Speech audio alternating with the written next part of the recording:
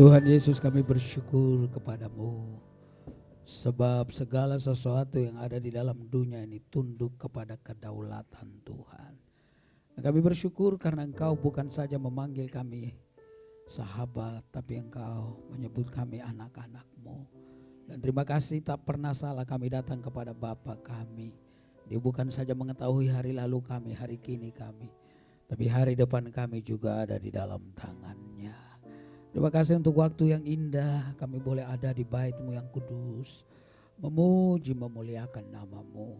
Sebab kami tahu hal-hal ini yang kami lakukan bukan saja sebuah kebiasaan yang baik, tapi ini merupakan kebutuhan jiwa dan roh kami akan Tuhan.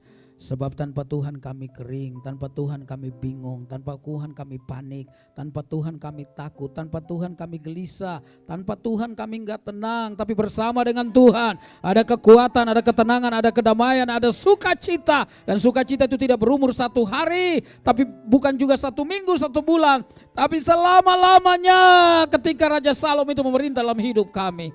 Maka ada sukacita yang luar biasa. Terima kasih Bapa dalam surga. Tak pernah Tuhan menolak setiap anak-anak-Mu yang datang kepadamu. Karena itu kami datang bersujud, berlutut, dan hati kami terbuka di hadapan-Mu. Koreksi kami melalui kebenaran firman. Tegur kami, Tuhan ajar kami. Tapi arahkan kami juga dan tuntun hidup kami. Supaya tidak ada satu orang pun dalam ruangan ini yang ketinggalan.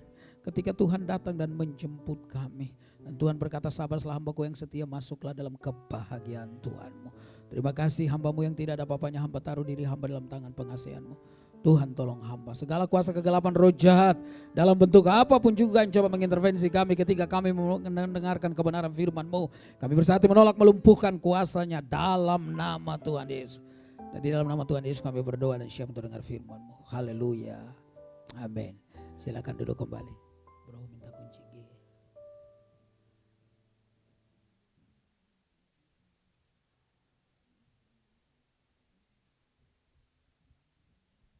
Shalom. Baik, sebelum saya sampaikan firman Tuhan, ini lagu yang saya suka nyanyi ketika saya terbaring 17 hari di RSPD antara hidup dan mati.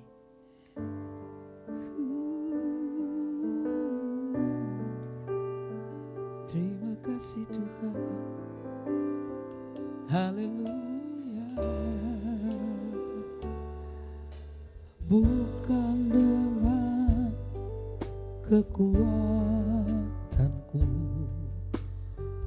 ku dapat jalani hidupku, tanpa Tuhan yang di sampingku aku tak mampu sendiri.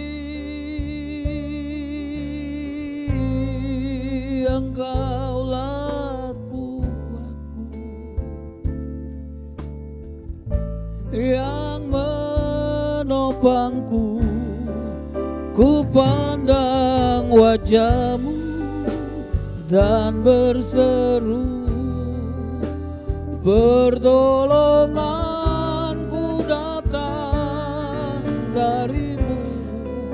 Peganglah tanganku, jangan lepaskan. Kaulah harapan dalam hidupku.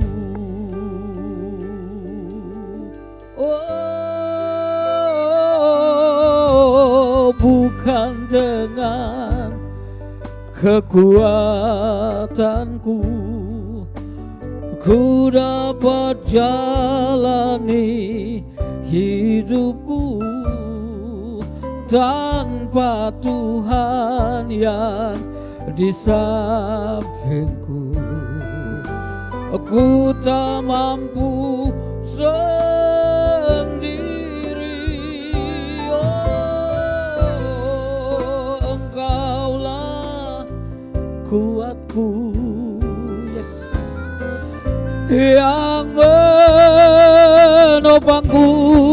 Ku pandang wajah-Mu dan berseru, pertolonganku datang darimu, peganglah tanganku, jangan lepaskan.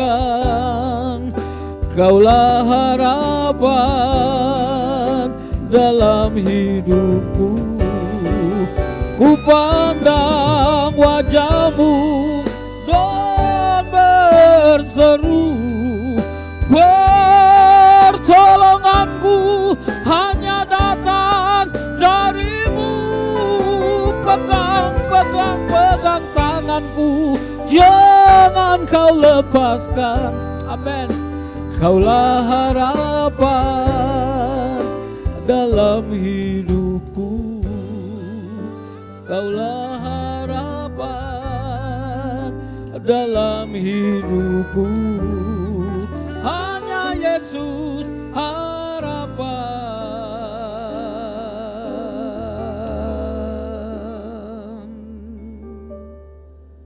dalam hidup.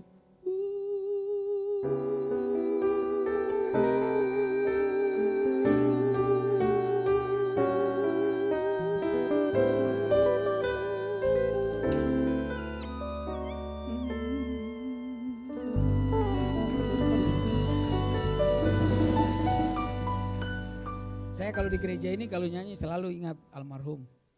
Karena biasanya kalau saya gereja Henlo nyanyi dulu. Gak pernah tahu lagu apa yang saya mau nyanyikan dan saya gak pernah tahu bahwa dia itu main musiknya jago banget. Nah, dia jadi sahabat saya yang ya begitulah.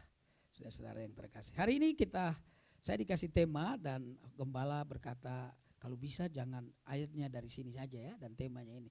Bagaimana saya mau tolak, saya takut di reshuffle, saudara-saudara yang terkasih. Matius pasal 5 ayat 13 sampai ayat 16. Matius pasal 5, terima kasih anak-anak muda. Aduh, luar biasa nih anak-anak muda sekarang, mereka main keyboard bukan jari yang cari akord yang cari jari mereka. Luar biasa jagonya. Matius pasal 5 ayat 13 sampai 16, Alkitab berkata demikian. Kamu garam dunia dan terang dunia, judulnya. Kamu adalah garam dunia. Jika garam itu menjadi tawar, dengan apakah ia diasinkan? Tidak ada lagi gunanya selain dibuang dan diinjak orang. Kamu adalah terang dunia, kota yang terletak di atas gunung, tidak mungkin tersembunyi. Lagi pula orang tidak menyalakan pelita lalu meletakkannya di bawah gantang, melainkan di atas kaki dian sehingga menerangi semua orang di dalam rumah itu. Demikianlah hendaknya terangmu bercahaya di depan orang, supaya mereka melihat perbuatanmu yang baik dan memuliakan Bapamu yang di surga. Jemaat Tuhan yang terkasih dalam Tuhan, satu pasal sebelumnya kalau kita melihat, Yesus memanggil murid-murid, anak-anak Zebedeus, Yakobus dan Yohanes, dan dia bilang, mari ikutlah aku, jadilah penjala manusia. Ketika Tuhan panggil kita, tujuannya tidak ada yang lain. Tujuannya adalah menjadi penjala manusia. Enggak boleh excuse diri dan berkata saya cuma pemain musik, saya cuma penyanyi, saya cuma penerima tamu, saya cuma kolektan, saya cuma jadi pengurus, saya ya ikut-ikut lah. No. Saudara yang terkasih, Yesus mau setiap kita punya fungsi yang baik. Rick Warren dalam bukunya Hidup yang Digerakkan oleh Tujuan, The Purpose Different Life, itu saudara-saudara yang terkasih. Dia berkata dia memulai sebuah pelayanan di Saddleback di California Selatan, dan jemaatnya yang pertama adalah seorang salesman di tempat itu. Dan kemudian saudara-saudara yang terkasih, jemaatnya berkembang sedemikian rupa dan dia punya peraturan. Kalau Anda baca di bukunya Hidup yang Digerakkan oleh Tujuan itu, dia berkata di jemaat saya semua orang harus ikut pemuritan. Sebab kalau orang gak mau berfungsi dengan baik, silakan keluar dari gereja saya. Kelihatannya kejam ya saudara yang terkasih. Yang ada biasanya orang panggil-panggil jemaat supaya datang. Ya, mau ngapain di gereja, yang penting penuhin dulu gereja, dijemput saudara-saudara yang terkasih, dikasih makan dan seterusnya supaya jemaat betah, Bapak macam-macam saudara. Cuma di gereja sekarang jadi aneh juga, jadi masalah. Enggak dikasih makan dibilang lapar, dikasih makan ada yang enggak dapat saudara-saudara yang terkasih. Karena ada yang babungkus saudara yang terkasih dalam Tuhan. Dan karena itu Bapak Ibu yang terkasih di dalam Tuhan, tujuan bergereja itu mengikuti Yesus adalah menjadi penjala manusia.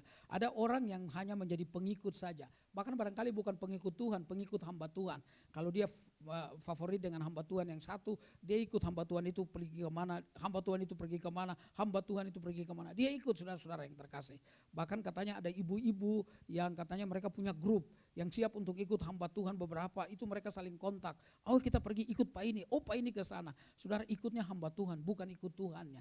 Saya mau bilang saudara yang terkasih, hamba Tuhan itu cuma alat.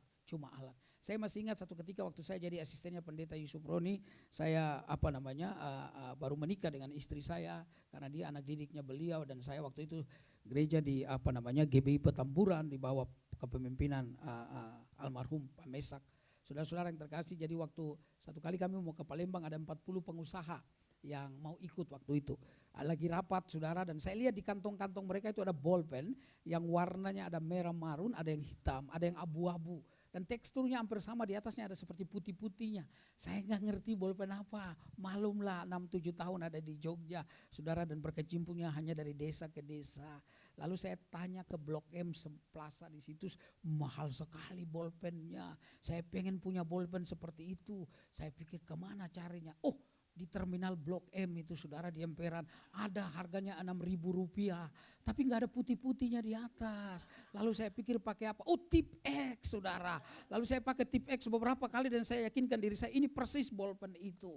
Waktu itu kami naik Merpati ke Palembang saudara, delaynya 2 jam. Lalu seorang bapak tua lihat saya dan berkata begini, Pak Henry sekarang diberkati. Maksud bapak apa? Bapak sekarang pakai Mont Blanc. Ya, bahasa Perancisnya Mont Blanc, itu gunung putih ya saudara-saudara yang terkasih. Lalu saya buru-buru tutup kantong saya karena saya takut ketahuan saudara. Begitu arah pembicaraan sudah, topik pembicaraan sudah ke arah lain, saya lepaskan perlahan-lahan dalam hati, selamatlah jiwaku saudara. Tiba-tiba seorang majelis muda tinggi tanpa ngomong apa-apa, tangannya masuk dari belakang, dari samping kepala leher saya, lalu kemudian dia cabut bolpennya, lalu dia bilang, kok Mont Blanc garisnya tidak teratur. Lalu dengan kukunya dia buat begini, terkelupas semua saudara yang terkasih. Lalu seorang bapak yang punya 3, dia cabut 1 dan dia berkata, Pak Henry saya kasih 1 untuk bapak. Poinnya bukan itu Pak, poin saya adalah ini, ketika bolpen itu, walaupun bolpen itu mahal, ketika dia nggak dipakai dia nggak ada artinya. Tapi walaupun bolpen itu murah, kalau dia dipakai dia berarti banget. Tahukah Anda hidupmu dan hidupku berarti kalau kita mau dipakai oleh Tuhan. Karena itu saya sedang berdiri di orang-orang yang akan dipakai oleh Tuhan secara luar biasa. Karena itu jadi murid yang baik. Kata murid itu berasal, disciple itu berasal dari kata disiplin saudara. Itulah sebabnya menjadi murid Tuhan harus mendisiplin diri. Semua orang yang bermain musik, semua orang yang bernyanyi, semua orang untuk menjadi seseorang yang lebih baik pasti ada latihannya. Mendisiplin diri lebih banyak waktunya daripada orang lain. Saya punya guru vokal dari Biola University di California, waktu dia datang ke Jogja, saudara, dia umur 80 tahun. Tapi kalau Anda di luar dan dengar dia nyanyi, dari kontrol perutnya, dari napasnya, saudara nggak mungkin tahu dia 80 tahun, pasti sekitar 40-45an. Waktu kita tanya, kenapa bapak nyanyinya masih bagus, kenapa main pianonya bagus sekali, dia bilang tiap 2 jam saya di depan piano, tiap hari 2 jam saya di depan piano. Kenapa? Karena apa yang Tuhan sudah kasih kepada saya harus mempertanggungjawabkan dan memberikan yang terbaik untuk dia. Saudara yang saya kasih dalam Tuhan Yesus, Tuhan berkata kamu adalah garam, saudara-saudara yang terkasih. Kamu adalah garam dunia. Dalam pasal 4 Yesus berkata, pergilah kamu ya jadikan penjala manusia. Nah saudara, nabi-nabi itu waktu itu mereka menjadi garam untuk daerah Kanaan saja. Tapi murid-murid punya tugas untuk menjadi garam bagi dunia. Bingung mereka, enggak banyak orang, cuma sedikit orang. Bagaimana mungkin untuk dunia yang saudara-saudara besar ini. Tapi Tuhan berkata kepada mereka, kamu tetap harus jadi garam. Dunia ini sudah rusak, dunia ini sudah busuk. Saudara yang terkasih, karena itu harus jadi garam sebagai penyedap, sebagai obat, sebagai pengawet yang membuat dunia ini tidak busuk. Saudara, Anda dan saya punya tugas yang luar biasa besar. Dipercayakan kepada Dia yang punya kuasa di sorga dan di bumi. Dan kuasa itu diberi kepada Anda dan saya. Satu kali di Bogor, saudara-saudara yang terkasih, waktu saya masih SMA kelas 1 sebelum pindah ke Jakarta, saya rajin biston, itu doa pagi saudara, setiap jam 4:30 di sebuah gereja yang besar di Jalan Surya Kencana. Kalau saudara lihat namanya GSJA Bethlehem.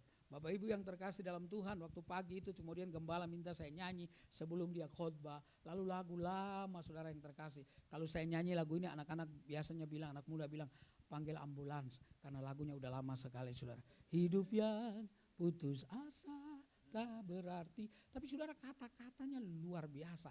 Menyatakan tentang kekuatan salib Yesus. Ketika saya sedang menyanyi, saudara-saudara yang terkasih, tiba-tiba seorang ibu menangis. Lalu asisten pendetanya dengan istrinya datang bawa dia. Dan mereka ajak dia ke pastori. Dan hari itu dia buka hati terima Tuhan Yesus sebagai juru selamat. Betapa indahnya kalau hidupmu bisa menjadi garam saudara yang terkasih. Mencegah pembusukan, mencegah orang-orang dari hidup yang salah. Gak gampang tugas ini, gak mudah tugas ini. Tapi Anda dan saya gak punya pilihan lain. Ketika kita percaya kepada Tuhan, maka itu tugas yang Tuhan beri kepada kita. Apapun resiko, apapun situasinya. Hampir 2024 ini, mulai dari bulan Maret saya berkeliling tiap bulan ke daerah saudara yang terkasih. Dimulai dari ke Kalimantan. Waktu pasca tanggal 25 Maret saya pergi ke sana. Saya sudah bilang pendetanya, Pak Pendeta minta tolong ya, kalau naik motor jangan terlalu jauh-jauh. Karena kaki kiri saya itu belum terlalu kuat, kalau kecapean dia kadang-kadang suka jatuh. Jadi nginjaknya bisa, kaki saya bisa meleset begitu. Karena saya cerita tentang latar belakang. Oh enggak apa-apa Pak Henry, ini semua dengan mobil, mantap. Sampai di Pontianak, lalu dengan mobil kita sekitar 8 jam ke Sekadau namanya. Lalu nyebrang Sungai Kapuas itu sekitar 20 menit. Lalu dengan mobil diteruskan 2 jam. Dan ketika mau teruskan lagi kira-kira 1 jam lagi. Ternyata saudara-saudara yang terkasih, jembatan yang dibuat itu tidak punya kemampuan untuk menahan berat mobil yang 4 ton itu. Karena mobil untuk muat kelapa sawit saudara. Lalu kemudian turun dan akhirnya naik motor. Begitu naik motor saudara, jalannya mantap banget. Waktu lagi jalan ke depan karena saking beceknya motornya bisa balik lagi jalan ke sini lagi saudara yang terkasih.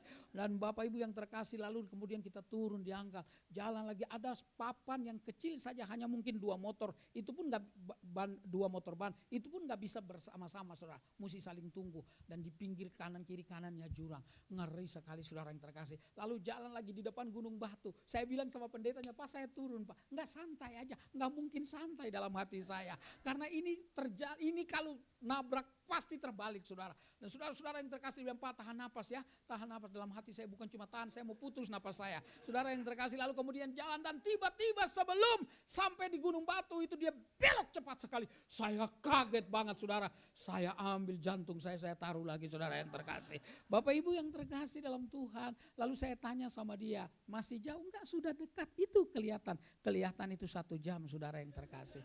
Lalu sampai di tempat itu tidur di dalam ruangan itu saudara yang terkasih, nggak bisa karena nggak pakai plafon, seng langsung ke kasur, kasurnya panas, dari bawah panas, dari atas panas. Saudara yang saya bilang, Pak saya nggak bisa tidur di sini, saya di ruang tamu aja. Ruang tamu pastori itu baru dibuat. Saudara dia bilang, Pak itu nggak usah pakai kasur. Saya bilang pakai plastik aja, taruh bantal di situ. Yang penting ada angin dari depan dan dari belakang. Dan saya tidur di situ. Bapak Ibu yang terkasih di dalam Tuhan. Tapi Anda tahu saya baru berapa lama sudah ngeluh? Baru kira-kira 2-3 jam. Pendeta itu udah 15 tahun nggak pernah ngeluh. Saya seperti nampar diri saya dan saya bilang, Tuhan ampuni hamba-Mu yang tidak tahu bersyukur. Saudara, kadang-kadang kita pelayanan pilih yang indah-indah. Saya enggak mau dalam hidup saya. Cuma pelayanan pilih yang enak-enak. Saudara-saudara, dimanapun Tuhan utus saya mau pergi. Dan kasih dalam pelayanan itu harus dilandasi oleh kasih Tuhan. Saudara, garam itu, saudara-saudara yang terkasih, coba mari perhatikan satu ayat dalam Markus pasal yang ke-9. Saudara-saudara yang terkasih di dalam Tuhan, Markus pasal yang ke-9 ayat yang ke-50. Markus pasal 9 ayat 50. Garam memang baik, tetapi jika garam menjadi hambar, dengan apakah kamu mengasinkannya? Hendaklah kamu selalu mempunyai garam dalam dirimu, selalu hidup berdamai yang seorang dengan yang lain. Saudara, ini tidak ada tawar-menawar. Karena Tuhan tahu ketika kita namanya kehilangan kasih yang mula-mula, itu menyedihkan. Kalau saudara baca Wahyu pasal 2, saudara ketemu dengan satu jemaat yang namanya jemaat Efesus. Jemaat Efesus itu mereka luar biasa. Mereka rajin, mereka giat. Saudara-saudara yang terkasih di dalam Tuhan Yesus, mereka menguji orang-orang yang mengajar kepada mereka dan mereka tahu ini kira-kira rasul yang betul atau rasul palsu. Kenapa? Karena mereka, saudara yang terkasih dalam Tuhan, punya pengetahuan yang benar tentang Alkitab. Penghargaan kita terhadap sesuatu, saudara yang terkasih, tergantung seberapa kita tahu akan hal itu. Apresiasi kita terhadap sesuatu tergantung seberapa tahu kita sesuatu. Nah, ini kan ada teman saya, kakak saya ini, Bung Sandy Luntungan. Kalau dia lihat orang main drum, saya lihat orang main drum sama aja bagus. Kalau dia lihat, dia pasti tahu, oh itu kurang. Karena memang dia pakarnya di situ, saudara yang terkasih. Dulu waktu kita masih sama-sama dengan IGM, waktu kita suka main di Ratu Plaza itu, ini orang kayaknya ogah-ogahan gitu, latihan kagak gitu. Datangnya suka-sukanya dia, begitu main jago banget, saudara yang terkasih. Kaget, saudara.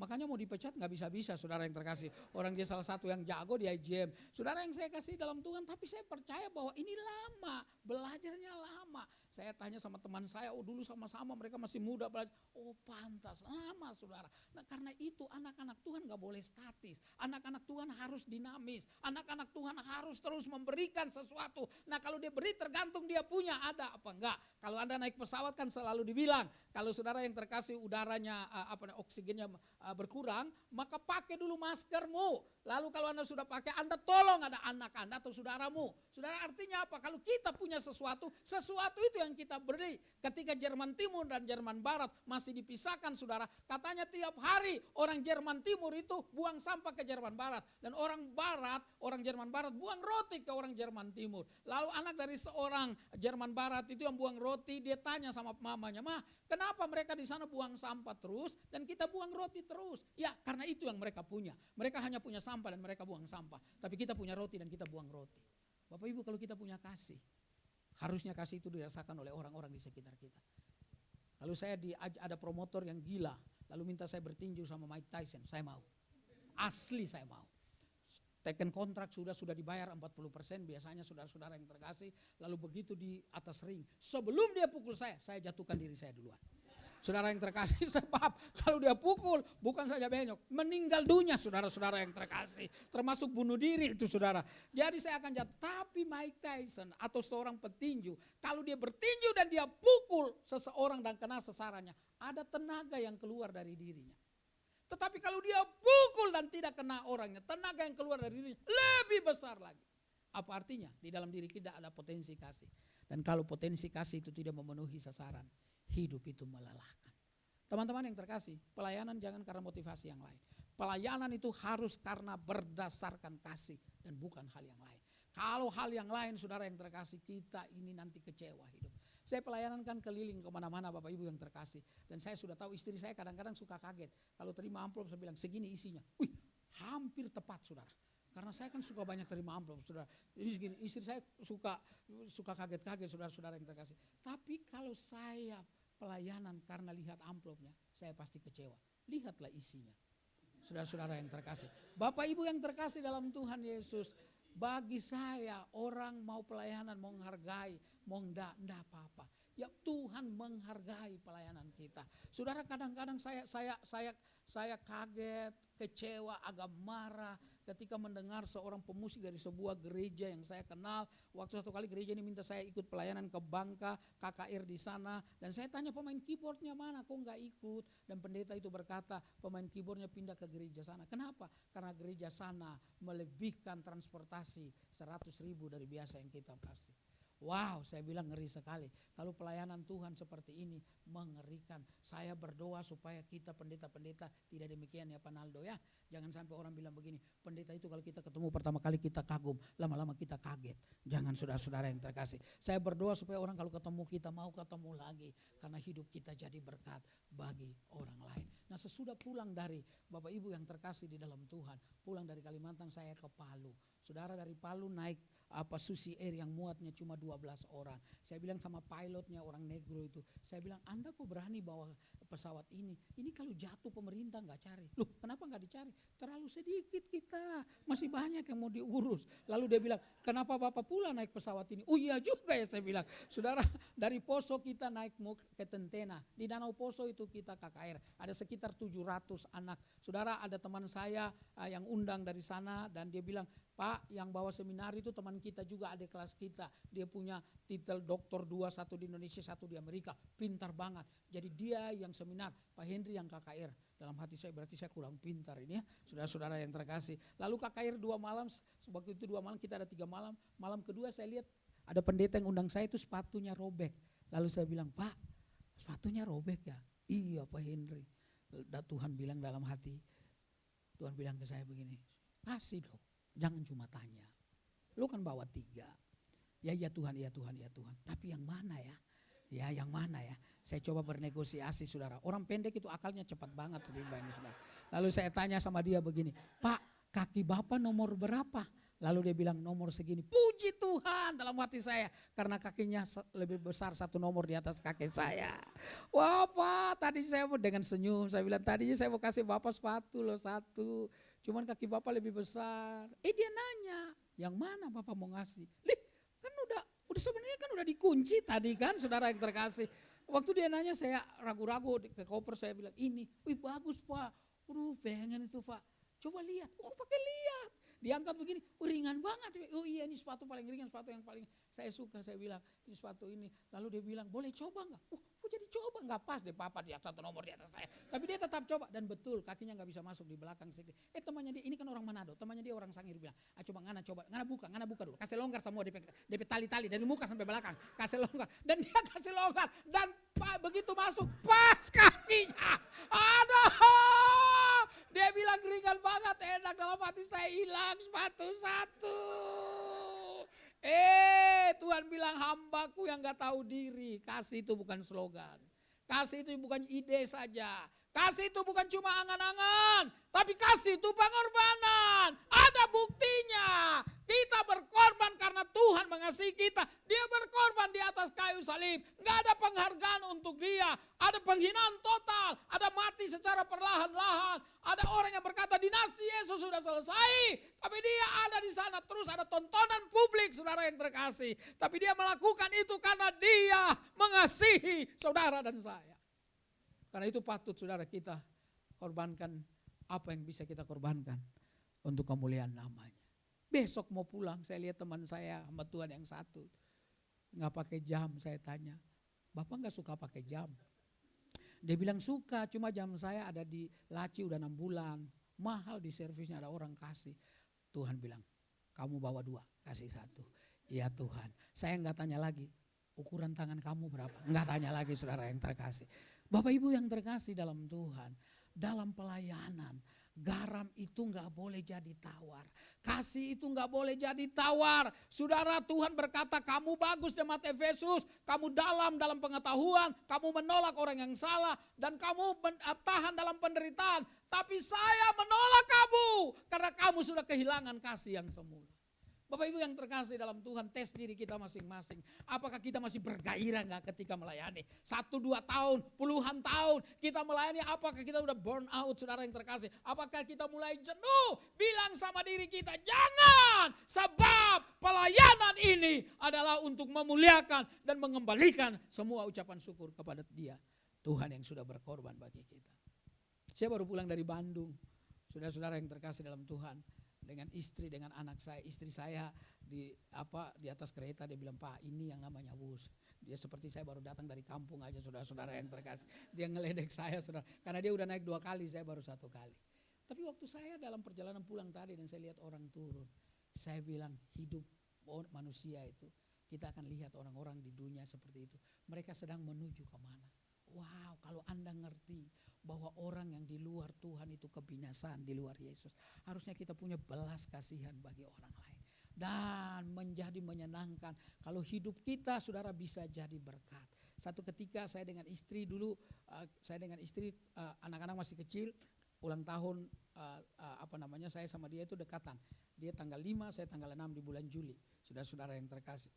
Lalu kita suka pergi nginap ke hotel 1-2 kali, anak-anak biasanya di rumah, dijaga sama mertua. Karena salah satu tugas mertua adalah menjaga cucu. Saudara, kurang ajar ini saudara yang terkasih mantu. Dan saudara yang terkasih ketika kita nginap di daerah Karawaci 2 malam, dan begitu mau pulang saya mau bayar, saudara tiba-tiba waktu itu saya mau lihat bilnya, wih potongannya lumayan. Saya bilang ini ada apa ini? Tiba-tiba sebuah pintu di belakang kasir itu terbuka. Dan seorang wanita muda muncul dan dia berkata, "Bang, itu fasilitasku bang." Kamu siapa? "Aku Nova bang." Saudara yang terkasih, lalu saya tanya sama dia, dia nggak bilang saya Nova, saudara yang terkasih, bukan. Tadi kalimatnya nyambung ya, saudara-saudara yang terkasih. Dia berkata saya Nova. Lalu saya bilang, "Saya ketemu kamu di mana?" "Oh, waktu aku masih SMP abang khotbah di gerejaku di Tangerang. Lalu abang tantang orang untuk bertobat. Aku yang abang doakan juga. Jadi hitung-hitung itu perpuluhanku," katanya. Dalam hati saya, mana perpuluhannya Lina, kok nggak masuk-masuk ke saya. Saudara-saudara yang terkasih dalam Tuhan, Anda tahu senang banget kalau kita lihat orang begitu.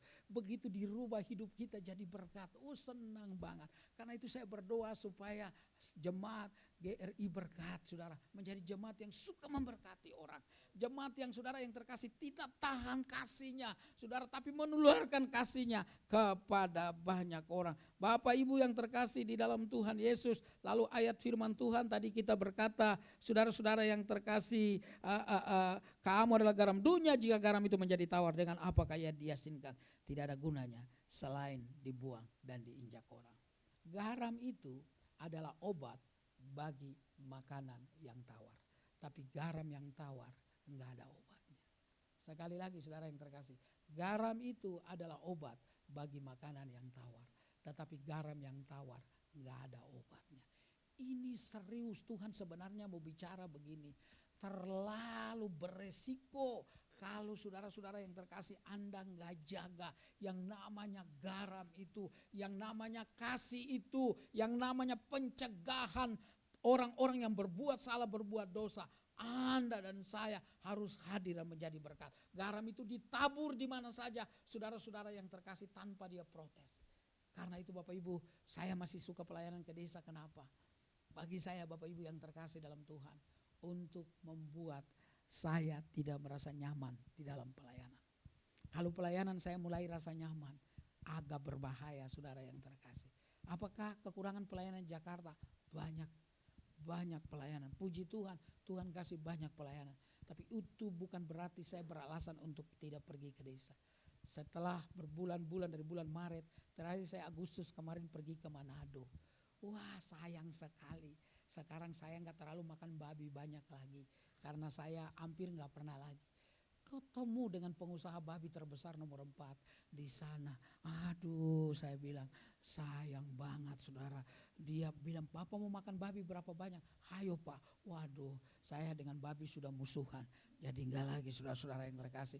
Tapi saudara-saudara, saya pikir saya pelayanan di Manado. Nggak taunya di Mitra, Minahasa Tenggara saudara. Masuk 2,5 jam. Pergi seorang ibu yang rajin sekali dengan suaminya.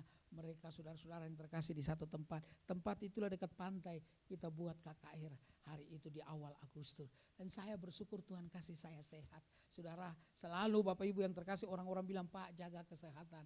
Iya, jaga. Tapi kalau jaga kesehatan bukan berarti tidak melayani loh. Saudara-saudara yang terkasih, jangan terlalu, menurut saya jangan terlalu jaga-jaga juga saudara. Artinya saudara punya alasan untuk berkata enggak mau lagi karena capek pelayanan itu. Nah, Tuhan bilang kalau saya panggil kamu dan betul-betul saudara-saudara kita siapkan diri dan menanggapi panggilan itu, maka Tuhan kasih kita kekuatan. Ngomong-ngomong, mama gak lihat jam ya, papa udah berapa lama khotbah ya. Saudara-saudara yang terkasih dalam Tuhan, ayat yang ke-14. Kamu adalah terang dunia. Kota yang terletak di atas gunung tidak mungkin tersembunyi. Lagi pula orang tidak menyalakan pelita lalu meletakkannya di bawah gantang, melainkan di atas kaki dian, sehingga menerangi semua orang di dalam rumah itu. Saudara, setelah Tuhan bicara tentang garam dunia, sekarang dia berbicara bahwa kita adalah terang. Bapak Ibu yang terkasih dalam Tuhan, segelap-gelapnya sebuah kegelapan tidak pernah bisa menang daripada seredup-redupnya sebuah api kecil. Sekali lagi saudara yang terkasih, segelap-gelapnya sebuah kegelapan tidak pernah bisa menang daripada seredup-redupnya sebuah api kecil. Artinya saudara yang terkasih, gelap itu enggak mungkin menang dari terang. Anda seorang diri sekalipun, di sekitar Anda bukan orang percaya, harusnya Anda dan saya, saudara, ditentukan oleh Tuhan untuk tidak menjadi kalah. Tapi kita menjadi pemenang. Karena Bapak Ibu ada terang di dalam hidup kita yang bisa menerangi saudara yang terkasih hal-hal yang tersembunyi, hal-hal yang salah. Dan Tuhan kasih kita demikian.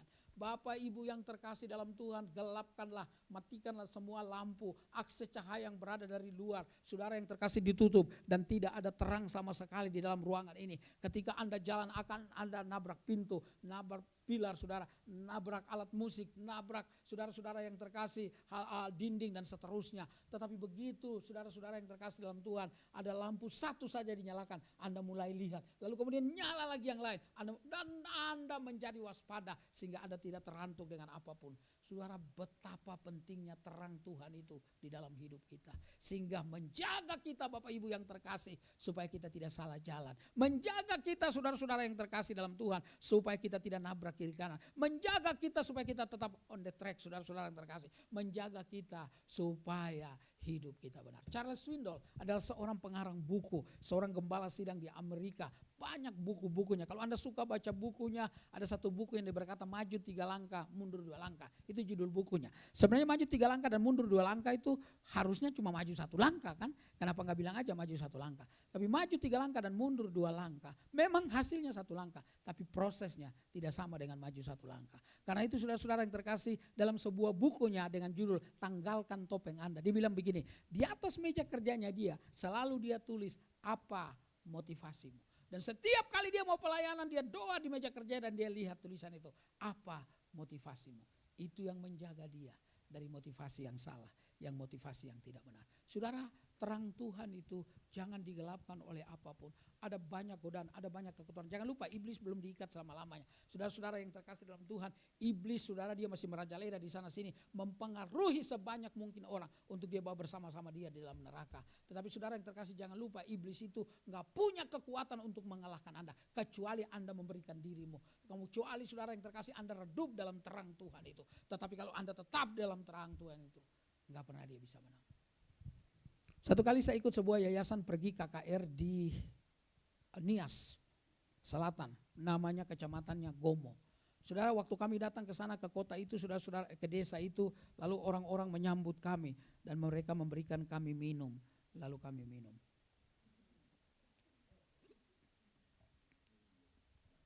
Sore hari itu ada KKR jam 6, jam 4 saudara-saudara yang terkasih, teman-teman pendeta itu, ada beberapa pendeta mereka bilang, Pak Henry, Bapak gak usah ikut, kami mau doa keliling di desa ini, Bapak gak usah ikut ya, Bapak persiapan aja karena jam 6 kita KKR.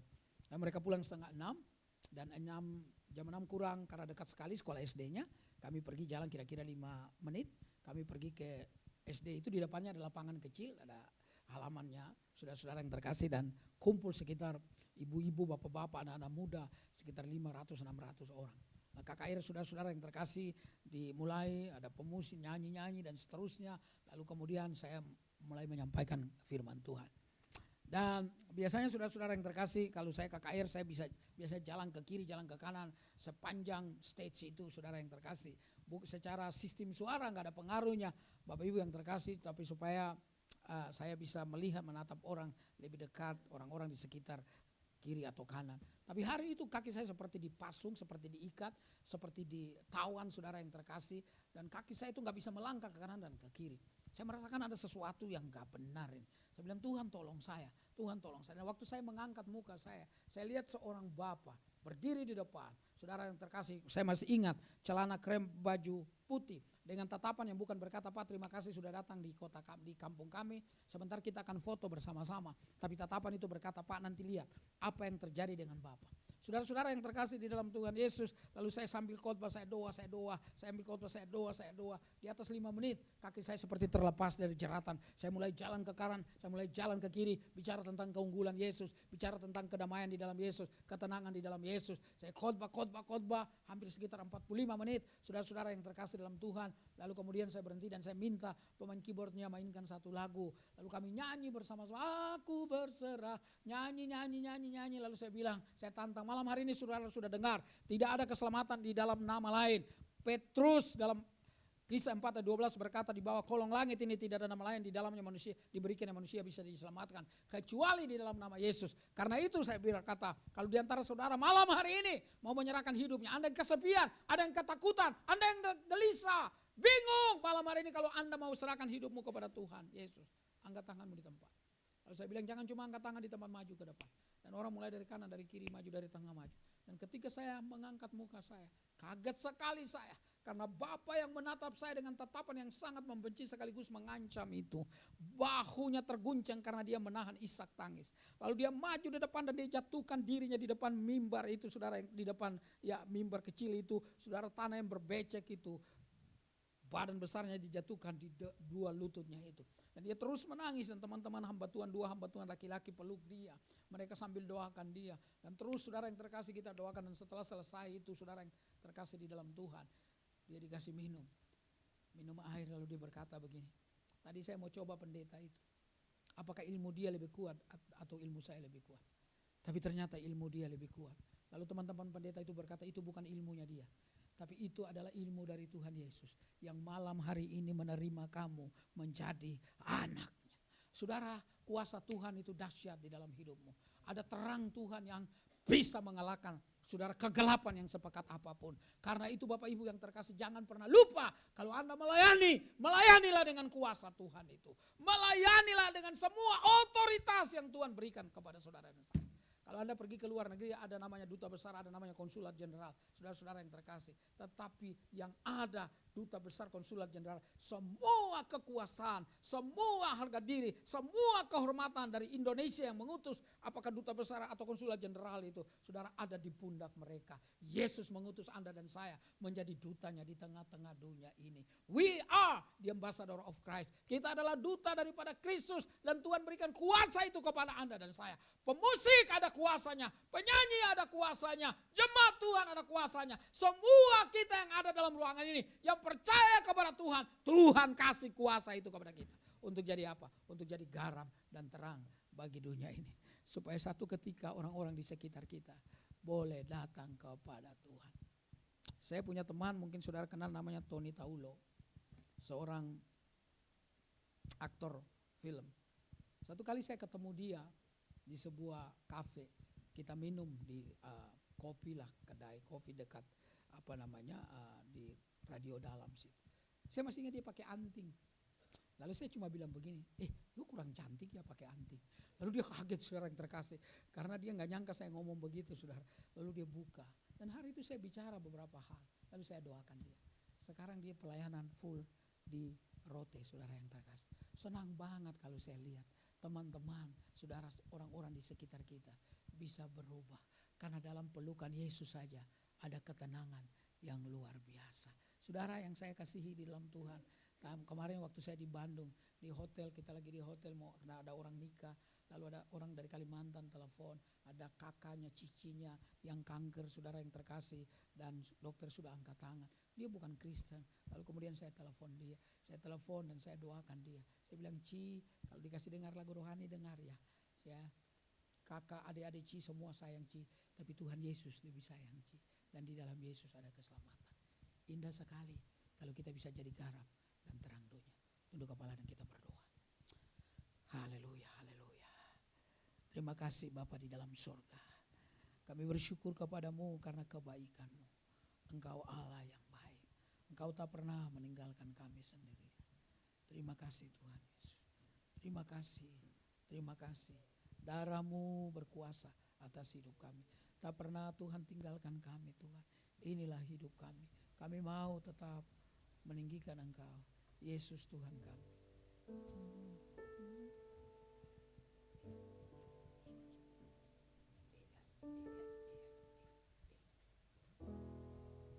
sekali Yesus, selamanya Yesus, harapanku takkan hilang, karena kasih-Nya sekarang ku ada.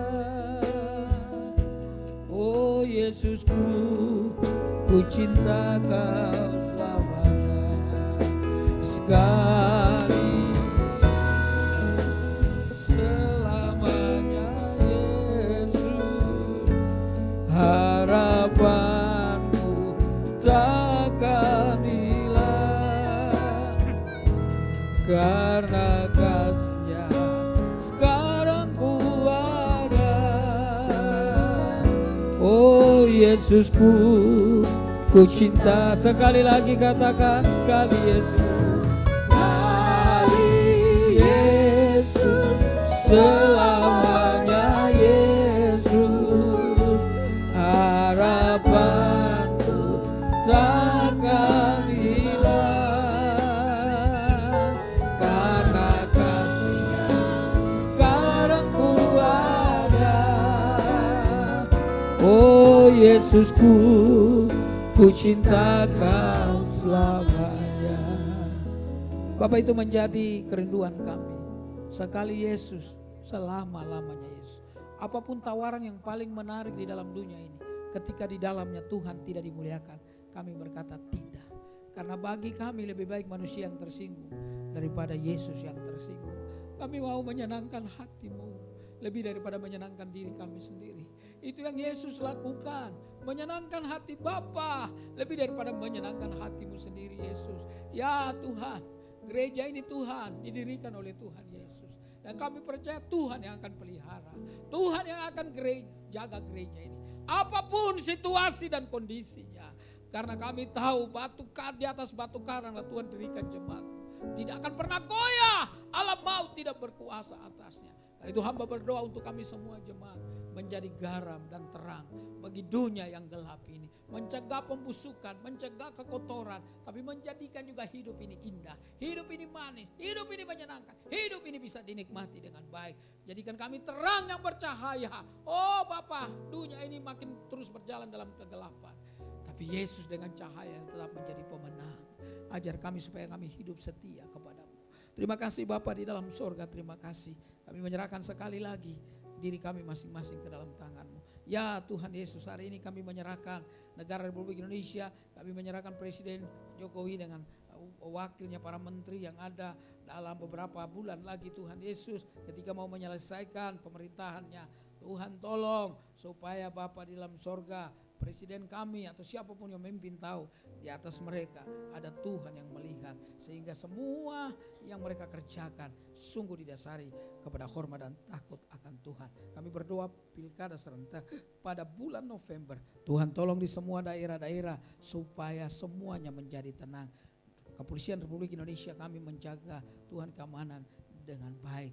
Tuhan tolong supaya siapa yang memimpin, apakah kota madya, kabupaten, provinsi, Tuhan tolong supaya punya satu tujuan, sama seperti pendiri bangsa ini dan para pejuang negeri ini Tuhan, bahwa darah mereka yang tertumpah untuk masyarakat yang mendapatkan keadilan dan kemakmuran. Kami berdoa untuk Gereja Rasuli Indonesia Jemaat Berkat.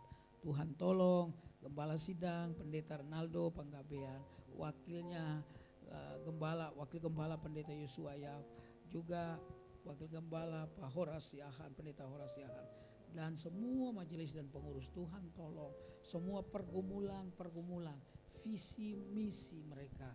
Oh Tuhan, jaga satu hati, jaga satu roh, supaya gereja ini diberkati oleh Tuhan. Semua hal-hal yang mementingkan diri sendiri dikecilkan, dihilangkan, dan semua yang Tuhan mau terjadi di tempat ini. Pertumbuhan gereja ini kami menyerahkan ke dalam tangan-Mu, kualitas dan juga kuantitas. Bapa tolong Tuhan Yesus, tolong Tuhan, ini gereja milik-Mu, ini gereja punya-Mu, dan Engkau yang menjadi kepala gereja di gereja Rasuli ini Tuhan Yesus. Karena itu Tuhan, kami doakan Tuhan semua jemaat-Nya pergumulan, yang sedang mencari pekerjaan. Saudari Agnes, Bapak Lito Espiritu, Saudara Andrew Panggabean, Saudara Yohanes, dan jemaat lain yang membutuhkan pekerjaan, buka jalan Tuhan, supaya ketika mereka dapat pekerjaan, mereka tidak lupa untuk bersyukur kepadamu. Terima kasih Bapa di dalam sorga, kami berdoa yang sedang sakit dan pemulihan, dalam pemulihan kesehatan, Bapak Bambang Santoso dalam pemulihan, anak Hasyel dalam pemulihan, Ibu Barbara Cishen dalam pemulihan, Bapak Iwan Hasan dalam pemulihan, Bapak Deden Manurung dalam pemulihan, dan Ibu Santri Siahan. Kami menyerahkan mereka ke dalam tangan-Mu. Tuhan menolong mereka supaya dalam pemulihan mereka tidak lupa bersyukur sama Tuhan. Kuatkan mereka, bukan saja fisik mereka kuat, tapi spirit mereka, kehidupan rohani mereka makin menggebu-gebu dengan Tuhan. Kami berdoa untuk yang berulang tahun Ibu Rika, kami menyerahkan ke dalam tangan-Mu. Terima kasih Tuhan untuk usia 1 tahun lagi, Tuhan beri, berkati ibu ini, berikan selalu sukacita di dalam hidupnya, supaya dari hidupnya dia boleh terus memuliakan Tuhan dan jadi berkat. Terima kasih Bapak, ini doa, permohonan, ucapan syukur kami kepadamu yang kami sampaikan hanya dalam satu nama, Yesus Kristus Tuhan kami, yang telah mengajarkan kami berdoa. Bapa kami yang di surga, dikuduskanlah namamu, datanglah kerajaanmu, jadilah kehendak-Mu di bumi seperti di surga. Berikanlah kami pada hari ini makanan kami yang secukupnya, dan ampunilah kami akan kesalahan kami, seperti kami juga mengampuni orang yang bersalah kepada kami. Dan janganlah membawa kami ke dalam pencobaan, tetapi lepaskanlah kami daripada yang jahat. Karena Engkau yang punya kerajaan dan kuasa dan kemuliaan sampai selama-lamanya. Amin.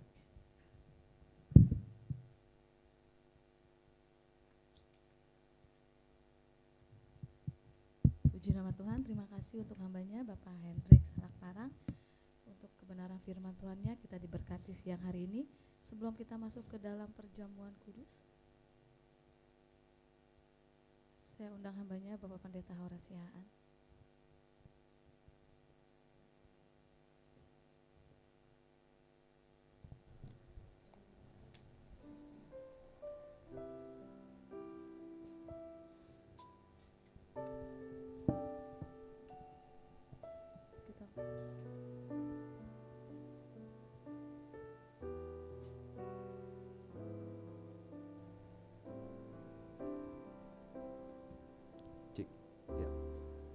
Bapak Ibu bisa mengangkat pujian, kami akan mempersiapkan perjamuan. Mari kita berdoa. Sungguh besar pengorbananmu bagiku, terlalu dalam untuk dimengerti. Sungguh besar,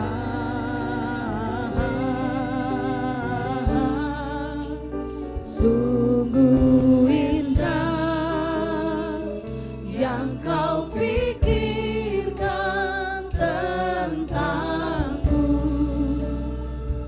tak terselami bagiku.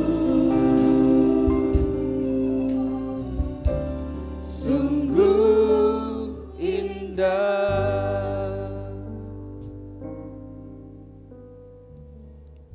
Bapak Ibu, sebelum kita masuk dalam perjamuan kudus, firman Tuhan berkata di dalam 1 Korintus 11 ayat 27 sampai dengan 29, berkata demikian. Jadi barang siapa dengan cara yang tidak layak makan roti atau minum cawan Tuhan, ia berdosa terhadap tubuh dan darah Kristus. Karena itu, hendaklah tiap-tiap orang menguji dirinya sendiri, dan baru sesudah itu ia makan roti dan minum dari cawan itu. Karena barang siapa makan dan minum tanpa mengakui tubuh Tuhan, ia mendatangkan hukuman atas dirinya. Bapak Ibu, sebelum kita masuk dalam perjamuan kudus, silahkan berdoa pribadi lepas pribadi. Mungkin ada hal-hal yang kita buat yang tidak menyukakan hati Tuhan. Mari silahkan berdoa.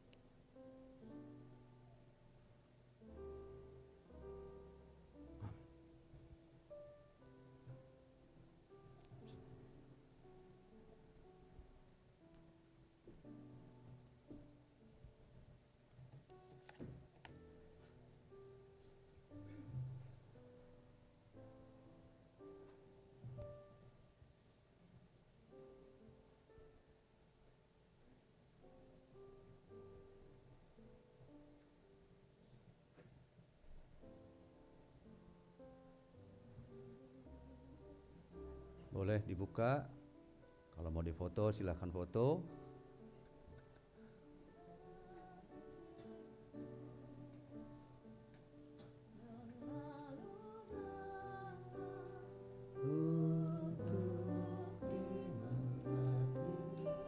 Pastikan semua jemaat dapat.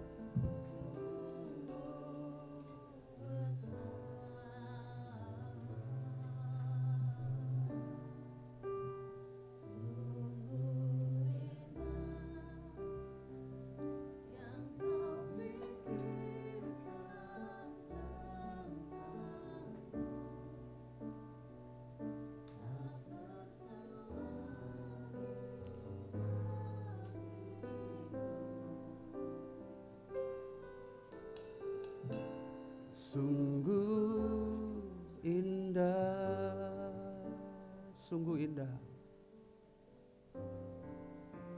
sungguh esa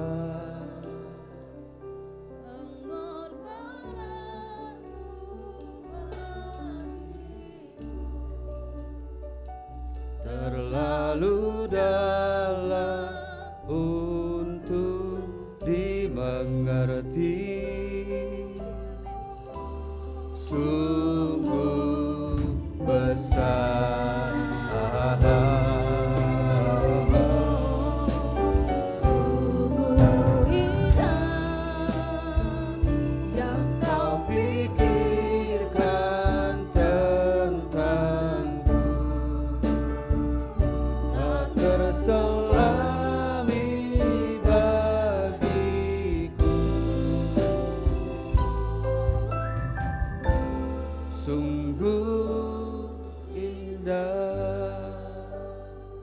Dan ketika mereka sedang makan, Yesus mengambil roti, mengucap syukur, lalu memecah-mecahkannya. Sesudah itu ia mengambil cawan, mengucap syukur, lalu memberikannya kepada murid-muridnya. Ambillah. Ambillah.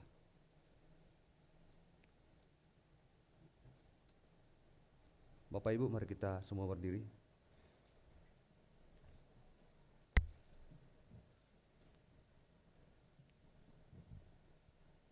Kita angkat roti kita tinggi-tinggi. Dan sebelum kita makan tubuh Kristus, PDPM itu Manggor akan berdoa buat kita. Mari kita berdoa. Tuhan Allah yang kami puji dan kami sembah. Pada pagi siang hari ini Tuhan, kami sungguh bersyukur. Kami diberkati Tuhan melalui pujian yang kami naikkan, firman Tuhan yang kami dengar. Dan saat ini Tuhan, kami juga diberkati oleh Tuhan melalui perjamuan kudus. Dan kami sehidangan dengan Tuhan melalui perjamuan kudus yang kami sudah terima. Di tangan kami angkat tinggi, ini adalah roti yang kami imani adalah tubuh Kristus yang sudah tercabik-cabik. Engkau berkorban 2000 tahun yang lalu, bahkan sampai hari ini mujizat Tuhan terjadi atas hidup kami, sehingga kami ditebus oleh Tuhan melalui tubuh-Mu ini, dan Engkau memberikan kami kehidupan yang kekal. Engkau menyelamatkan kami ya Tuhan, sehingga dengan bersatunya tubuh Kristus dalam tubuh kami, kami yang mengalami kelemahan tubuh ataupun sakit disembuhkan oleh bilur-Mu. Kami yang lemah dan banyak pergumulan juga Tuhan, Engkau yang memulihkan kehidupan kami. Amen. Kami yang belum diselamatkan, Tuhan Engkau menyelamatkan hidup kami. Dan kami percaya Tuhan melalui tubuh Kristus ada dalam hidup kami saat ini. Amen. Kami Terima pun kasih, dikuatkan, diberkati oleh Tuhan. Amen. Ajar kami ya Tuhan, untuk kami senantiasa bersyukur atas pengorbanan Kristus dalam hidup kami. Sampai hari ini kami mengingat pengorbanan Kristus, dan biarlah itu tetap hidup sampai selama-lamanya dalam hidup kami. Terima kasih ya Tuhan, terpujilah Engkau Yesus. Sebab apa yang telah aku teruskan kepadamu telah aku terima dari Tuhan, yaitu bahwa Tuhan Yesus pada waktu malam ia diserahkan mengambil roti, dan sesudah itu ia mengucap syukur atasnya. Ia memecah-mecahkannya dan berkata, inilah tubuhku yang diserahkan bagi kamu. Perbuatlah ini menjadi peringatan akan aku. Bapak Ibu Saudara terkasih, apakah Bapak Ibu percaya bahwa yang di tangan kita inilah tubuh Kristus? Karena kepercayaanmu, makanlah dalam nama Tuhan Yesus Kristus.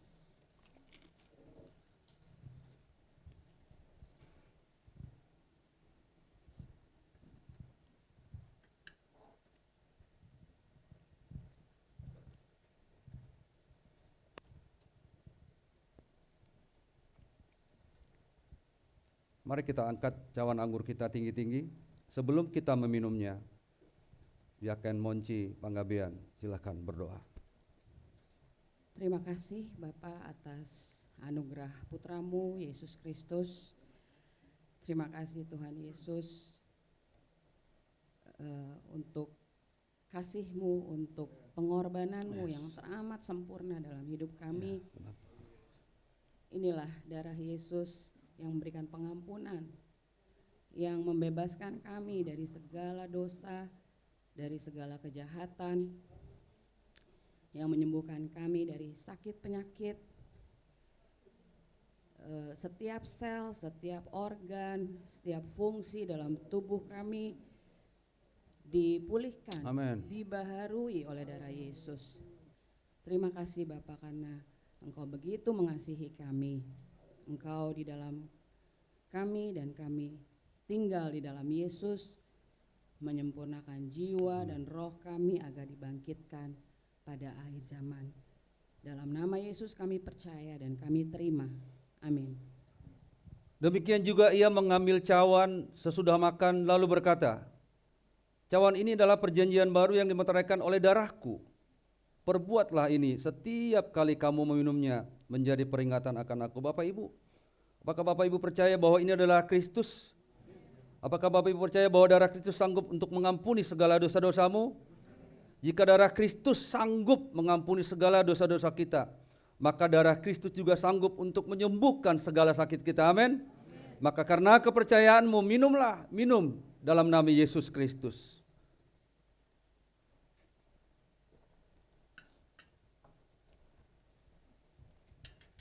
Sebab setiap kali kamu makan roti ini dan minum cawan ini, kamu memberitakan kematian Tuhan sampai Ia datang. Mari kita memuji Tuhan. Kami memuji kebesaran-Mu. Memuji kebesaran-Mu, ajaib Tuhan, ajaib Tuhan. Kami memuji kebesaran-Mu,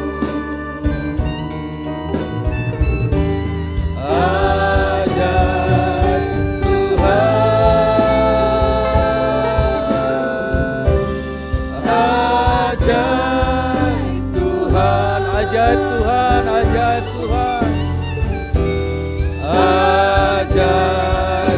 Tuhan, ajaib Tuhan. Amin. Berikan kemuliaan kepada Tuhan. Bapa, kami sudah menerima perjamuan kudus dengan iman dan ucapan syukur. Bahkan kami telah menerima mujizat Tuhan dalam nama Tuhan Yesus. Bersama katakan amin.